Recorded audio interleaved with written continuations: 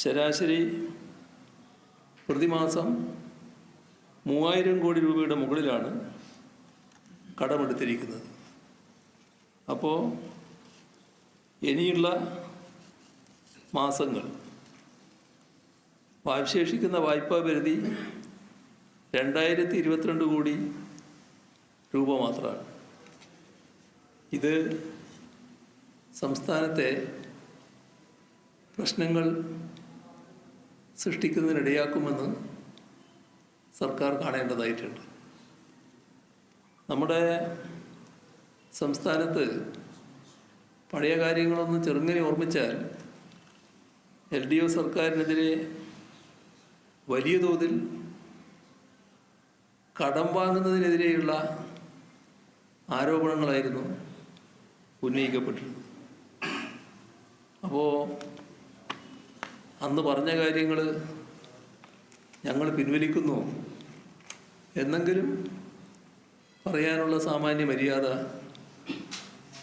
സർക്കാരും മുഖ്യമന്ത്രിയും കാണിക്കേണ്ടതായിട്ടുണ്ട്.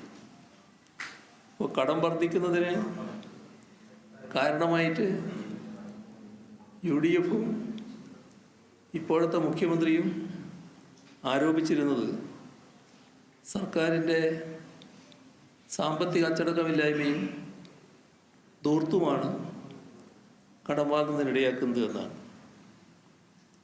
അപ്പോൾ ഇപ്പോൾ കടം ഇങ്ങനെ സ്വീകരിച്ചത് അതേ കാരണങ്ങൾ കൊണ്ടാണോ?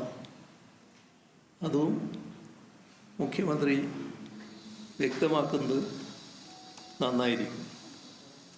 ഇവിടെ കടമെടുപ്പ് പരിധി വർദ്ധിക്കുന്നത് സംസ്ഥാനത്തിൻ്റെ GDP വളർച്ചയ്ക്കനുസരിച്ചാണ്. ഇത് സാധാരണ നിലക്കുള്ള സാമ്പത്തിക മാനേജ്മെൻറ്റിൻ്റെ ഭാഗമാണ്. പക്ഷേ അതിനപ്പുറമുള്ള കടമെടുത്താൽ അത് സാമ്പത്തിക പ്രതിസന്ധിയിലേക്ക് നയിക്കും. നമ്മുടെ കേരളത്തിൽ കൃത്യമായ ധനമാനേജ്മെൻറ്റിലൂടെ നികുതി വരുമാനം വർദ്ധിപ്പിച്ചും മറ്റുമാണ് കഴിഞ്ഞ 10 വർഷം LDF സർക്കാർ മുന്നോട്ട് പോയത്. പക്ഷേ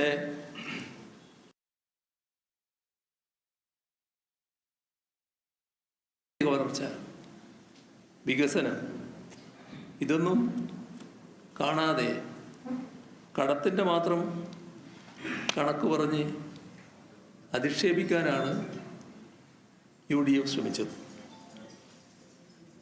ഇപ്പോൾ അന്നത്തെ ആരോപണങ്ങളെക്കുറിച്ച് എന്താണ് ഇപ്പോഴത്തെ അനുഭവത്തിൽ പറയാനുള്ളത്? ഇവിടെ ഖജനാവ് നിറക്കുന്നതിനെപ്പറ്റി പറഞ്ഞിരുന്നൊരു വാചകം പൂമ്പാറ്റ പൂവറിയാതെ തേനൂറ്റുന്നത് പോലെ ഖജനാവ് നിറക്കും എന്നായിരുന്നു. പക്ഷേ കടമെടുപ്പ് പരിധി തന്നെ കടന്നു പോകുന്നു.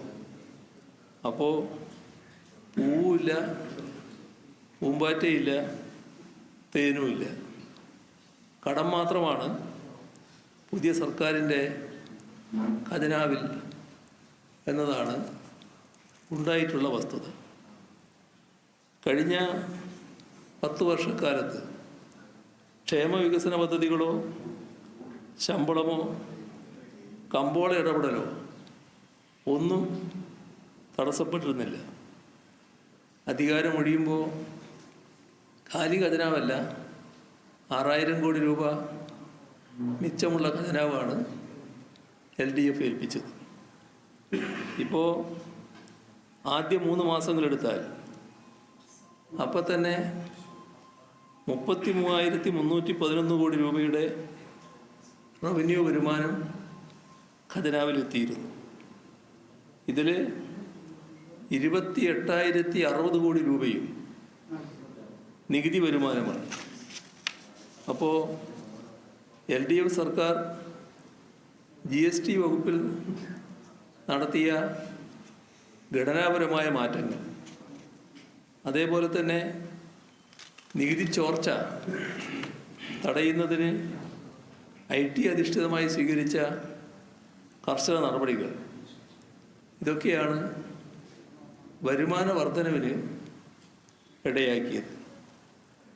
ഇത്തരം അനുകൂല സാഹചര്യം പ്രയോജനപ്പെടുത്തി വരുമാനം വർദ്ധിപ്പിക്കുകയും അതനുസരിച്ച് ചെലവുകൾ നിർവഹിക്കുകയും ചെയ്യുന്നതിൽ UDF സർക്കാർ പരാജയപ്പെട്ടു എന്നാണ് അനുഭവം.